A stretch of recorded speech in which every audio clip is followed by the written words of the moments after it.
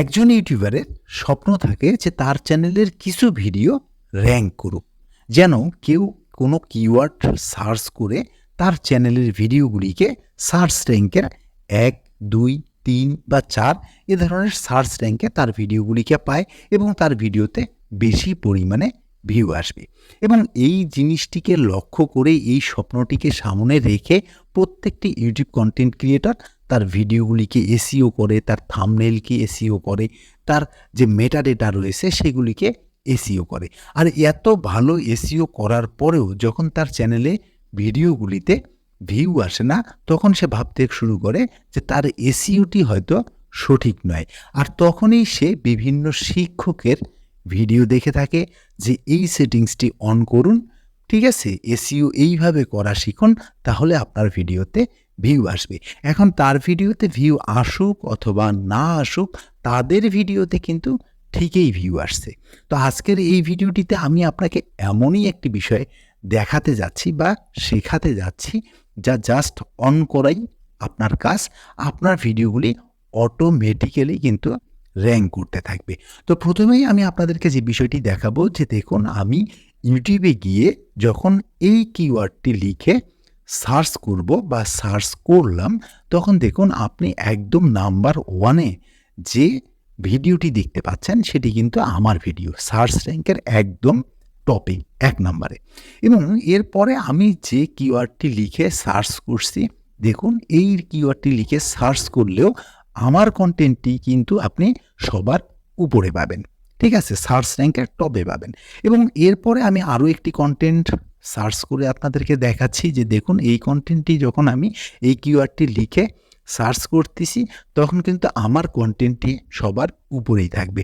এভাবে আরও দুটি আমি আপনাদেরকে দেখাচ্ছি, যেগুলি আপনার সার্চ র্যাঙ্কের 1, 2, 3-এর ভিতরে। আমার চ্যানেলের কিন্তু 25 থেকে 30টিরও বেশি কন্টেন্ট রয়েছে, যেগুলি সার্চ র্যাঙ্কের একদম টপে রয়েছে, ঠিক আছে।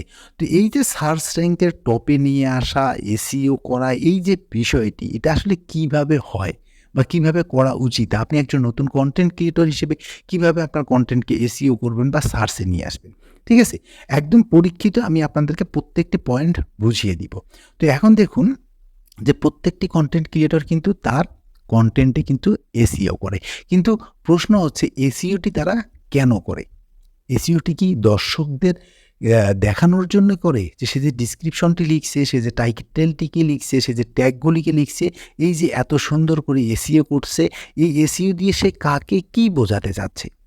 তো মূলত এসইও যে কারণে করা হয়ে থাকে, তা হচ্ছে ইউটিউবের যে অ্যালগোরিদম রয়েছে, এই অ্যালগোরিদমকে বোঝানোর চেষ্টা করা যে আমার কন্টেন্টটি মূলত এই বিষয়ের উপরে, ঠিক আছে। যখন এই এসইও সঠিকভাবে করে ইউটিউবের অ্যালগোরিদমকে বোঝাতে সক্ষম হয় যে তার কন্টেন্টটি এই বিষয়ের উপরে, তখন কিন্তু ইউটিউবের অ্যালগোরিদম ওই সমস্ত কিওয়ার্ডে তার ভিডিওটিকে সামনে নিয়ে আসে। এটি হচ্ছে এসইওর মূল উদ্দেশ্য। এখন এসইও করতে গেলে আপনার কন্টেন্ট কিন্তু 2 ভাগে ভাগ হয়ে যায়। এসইওর উপর ভিত্তি করে আপনার কন্টেন্টটি 2 ভাগে ভাগ হয়ে যায়। 1, নতুন কোনো কিওয়ার্ডের উপরে আপনার এসইও করা। 2, আপনার পুরনো কিওয়ার্ডের উপরে আপনার এসইও করা। আমি আবারও বলছি, আপনার এসইও কিন্তু কন্টেন্টের উপরে ডিপেন্ড করে 2 ভাগে বিভক্ত হয়। 1 হচ্ছে নতুন কিওয়ার্ডে এসইও করা, 2 হচ্ছে পুরনো কিওয়ার্ডে এসইও করা। এখন দেখুন যে how to create a YouTube channel, এটি একটি পুরনো কিওয়ার্ড। এখন এই কিওয়ার্ডের উপরে এত সংখ্যক কন্টেন্ট ক্রিয়েটর কন্টেন্ট মেক করেছে, প্রত্যেকেই এসইও করেছে, অনেক ভালোভাবে এসইও করেছে। আপনি প্রত্যেকটি কন্টেন্ট দেখবেন খুব ভালোভাবে এসইও করা, কিন্তু সার্চ করলে কি তারা কি নাম্বার 1, 2, 3 বা 10 বা 20-এর মধ্যে আসবে বা আসে? আপনি আজকে একটা কন্টেন্ট, এই how to create a YouTube channel related একটা কন্টেন্ট মেক করে সেখানে পারফেক্ট আপনি এসইও করলে কি সেটি আপনার র্যাঙ্কের 1, 2, 3 বা 10-এর ভিতরে কি আসবে? এত হাজার হাজার কন্টেন্ট রয়েছে এই how to create a YouTube চ্যানেলের উপরে। এই পুরনো কিওয়ার্ডের উপরে আপনি কীভাবে আপনার একটি কন্টেন্টকে র্যাঙ্কে নিয়ে আসার আশা করেন? তো এখানে আপনাকে কয়েকটি বিষয় কিন্তু বুঝতে হবে। আমি নতুন কিওয়ার্ড, পুরনো কিওয়ার্ড, দুটি বিষয় কিন্তু আপনাদেরকে একদম ক্লিয়ারলি বুঝাবো। তো এখানে আপনি যখন একটা কন্টেন্টকে এসইও করছেন, সেই কন্টেন্টটি কী বিষয়ের উপরে, সেই কন্টেন্টটি মানুষ কী লিখে সার্চ করতে পারে এ ধরনের 2-3টি কিওয়ার্ড দিয়ে একটা আকর্ষণীয় টাইটেল লিখুন, সুন্দর একটি থাম্বনেইল দিন যেটা মানুষকে আকর্ষণ করবে, আকৃষ্ট করবে সেখানে ক্লিক করার মতো, এবং সেই ভিডিওটিতে একটা সুন্দর ডিসক্রিপশন লিখুন যে ধরনের কিওয়ার্ডগুলি লিখে মানুষ ওই বিষয়গুলিকে সার্চ করে। এই ধরনের কিছু কিওয়ার্ড দিয়ে সুন্দর একটা ডিসক্রিপশন লিখুন এবং কিছু ট্যাগ ব্যবহার করুন, আপনার এসইও পারফেক্ট হয়ে গেছে।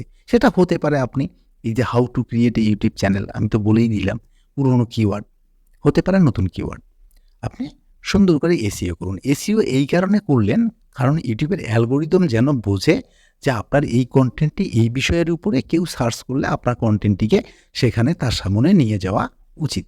এটি হচ্ছে প্রথম কথা, এসইওর মূল উদ্দেশ্য।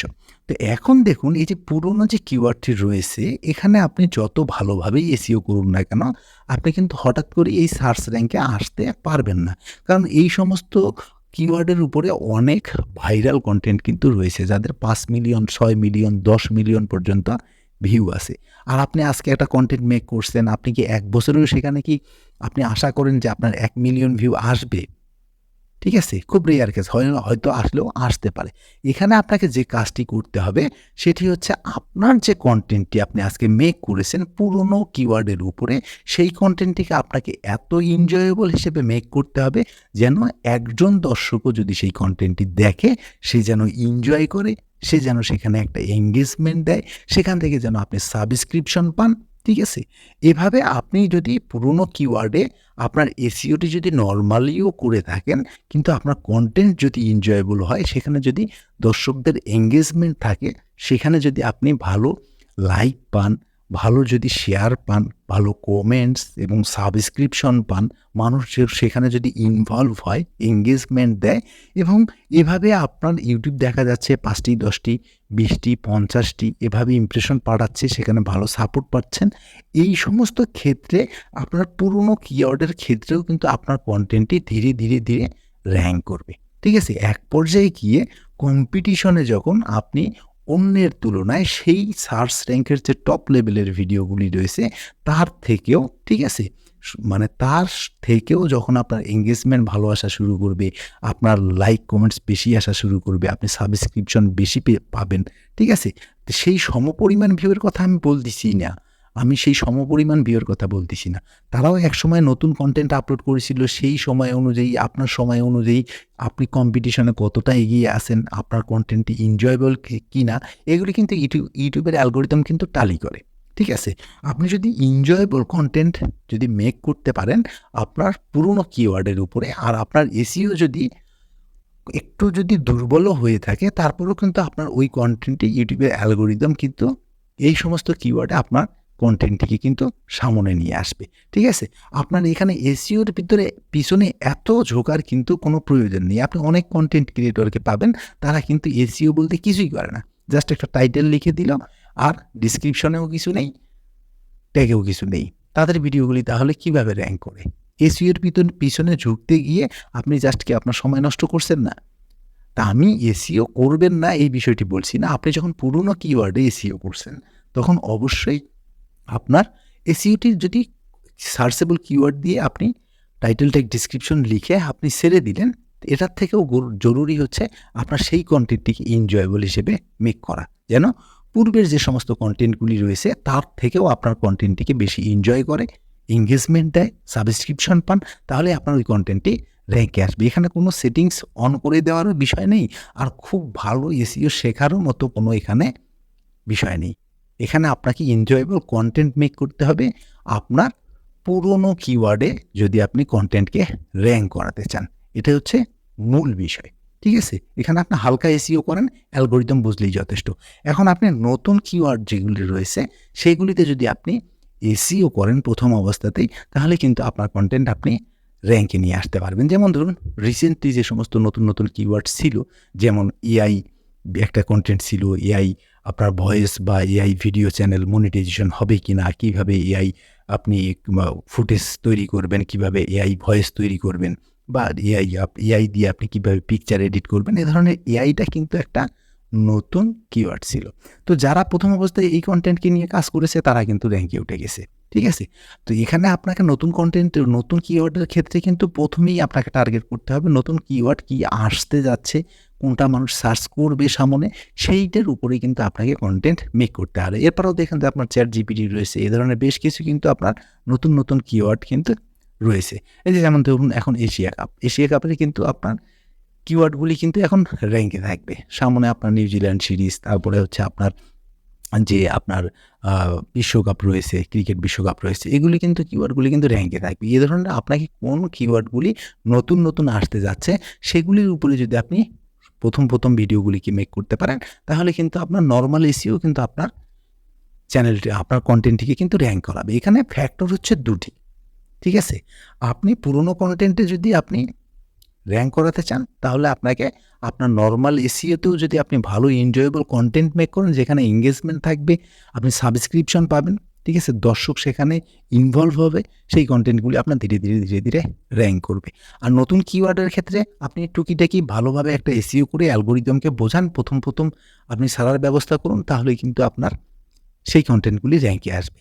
আর আপনি যদি এখনও পড়ে থাকেন যে আপনি ওই এসইও না করতে পারার কারণে আপনার র্যাঙ্ক করছে না, এটি আপনার ভুল ধারণা। আপনি নরমাল এসইও না থাকলেও আপনার চলবে, কিন্তু আপনার কনটেন্টকে এনজয়েবল হতে হবে, যেন দর্শক সেখানে এঙ্গেজ হয় এবং দর্শক যেন সেটাকে আপনার এনজয় করে বা দীর্ঘ সময় ধরে ওয়াচ করে।